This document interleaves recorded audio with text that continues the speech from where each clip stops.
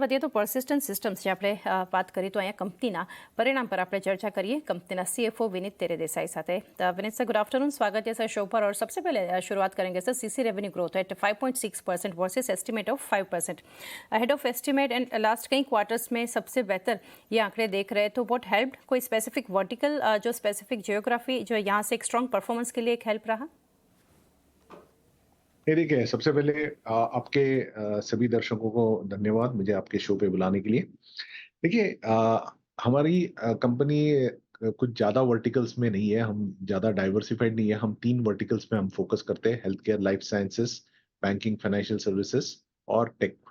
तो हमारी अगर आप ग्रोथ देखोगे तो हेल्थ केयर, लाइफ साइंसेस ने काफ़ी बढ़िया प्रदर्शन किया है। बैंकिंग फाइनेंशियल सर्विसेज में हमने फर्स्ट टाइम 100 मिलियन का रेवेन्यू क्रॉस किया है। सो ये 2 वर्टिकल्स के जहां ग्रोथ सबसे अच्छी आई है, ब्रॉड बेस्ड ग्रोथ आई है। हमारे टॉप अकाउंट्स भी ग्रो हुए हैं, मगर बाकी के नीचे जो 2 to 40 अकाउंट्स है वहां भी ग्रोथ अच्छी तरह से आई है। तो ये वर्टिकल वाइज, हाईटेक वर्टिकल थोड़ा सा फ्लैटिश है ये, मगर कुछ trending wise there is nothing to worry about. It's just एक सीजनल क्वार्टर रहता है कि जहाँ एक वर्टिकल अच्छा करता है दूसरा वर्टिकल नहीं करता, मगर ये ब्रॉड बेस्ड ग्रोथ है। ज्योग्राफी वाइज नॉर्थ अमेरिका हमारा मेजॉरिटी मार्केट है जहां से हमारी ग्रोथ आई है। इंडिया और बाकी रेस्ट ऑफ वर्ल्ड में भी थोड़ा सा ग्रोथ हुए। यूरोप एक सेल्स फोर्स के हमारा जो सेल्स फोर्स प्रैक्टिस है वहाँ, उसके वजह से यूरोप में थोड़ी सी गिरावट है, मगर बाकी सेगमेंट्स और बाकी वर्टिकल्स या कैपेबिलिटीज में देखोगे तो वहाँ अच्छी ग्रोथ आ रही है।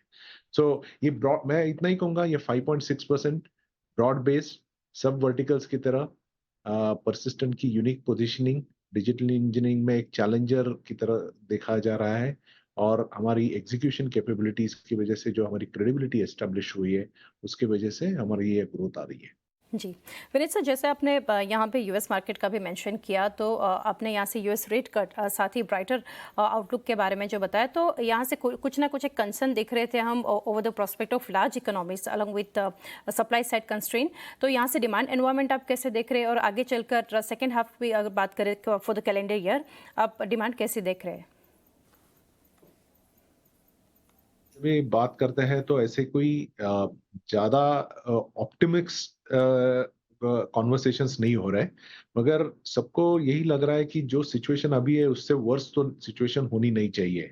अगर यूएस में ब्याज दरों की कटौती चालू हो गई by the end of the year, तो उसका benefit definitely discretionary spend increase हो जाएगा, और जिसका बेनिफिट हम परसिस्टेंट जैसी कंपनी को काफी हद तक मिल सकता है।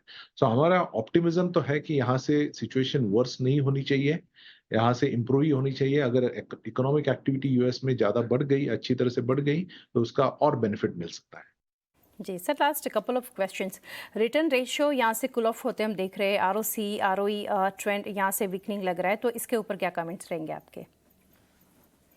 नहीं, देखिए, आरओसी और आरओई का मेजर कंपोनेंट्स प्रॉफिट्स पे ही रहता है। सो हमारी एब्सोल्यूट टर्म्स में प्रॉफिट की ग्रोथ हुई है, परसेंटेज टर्म्स में इतनी ग्रोथ नहीं हुई है जितनी रेवेन्यू में ग्रोथ हुई है। और उसके मैंने जैसे रीजंस बताया कि अभी हमारा इन्वेस्टमेंट फेज है, हम मार्केट कैप्चर ज्यादा कर रहे हैं, मार्केट शेयर बढ़ा रहे हैं, तो ये मार्जिन जैसे इंप्रूव हो जाएगा, हमारा रिटर्न ऑन कैपिटल एम्प्लॉयड और रिटर्न ऑन इक्विटी दोनों इंप्रूव हो जाएंगे। जी एंड सर, लास्टली जहाँ ओवरऑल इंडस्ट्री को हम देख रहे हैं एआई के फ्रंट पर कैसे डेवलपमेंट है अभी तक, क्या कैसा कंट्रीब्यूशन रहा, और आगे क्या डेवलपमेंट आप देख रहे हैं एआई को लेकर? देखिए, एआई पे काफी हद तक डिस्कशंस हो रहे हैं कस्टमर्स के साथ, काफी प्रूफ ऑफ कंसेप्ट्स कस्टमर्स के साथ चल रहे हैं, कि जहां कस्टमर हमें उनका प्रॉब्लम बताता है और बताता है कि, और या समटाइम्स हमको डेटा देते हैं और बोलते हैं इसमें से हम आप मुझे कुछ मीनिंगफुल आउटकम बना के दिखाओ जहां से मेरे बिजनेस को बेनिफिट हो सके। तो ऐसे काफी हद तक इनिशिएटिव्स चल रहे हैं, कुछ हम फंड कर रहे हैं, कुछ हमारे कस्टमर्स फंड कर रहे हैं, मगर at the end of the day there is a lot of talk going on. ऐसे नहीं है कि अभी एआई ड्रिवन प्रोजेक्ट्स मेजॉरिटी तरफ से आ रहे हैं।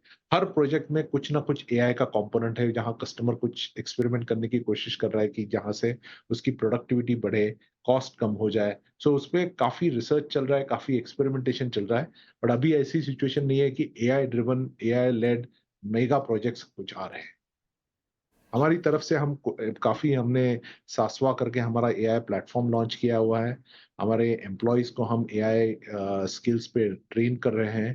तो हमारी तरफ से हम पूरी कोशिश चल रही है कि हम जैसे ही कुछ अपॉर्च्युनिटी दिखे, वहाँ हम परसिस्टेंट को पोज़ीशन कर सकें और कस्टमर को बेनिफिट ला सकें। जी Vineet sir, thank you for connecting, काफ़ी डिटेल्स आपने शेयर की and best wishes for coming quarters. Thank you.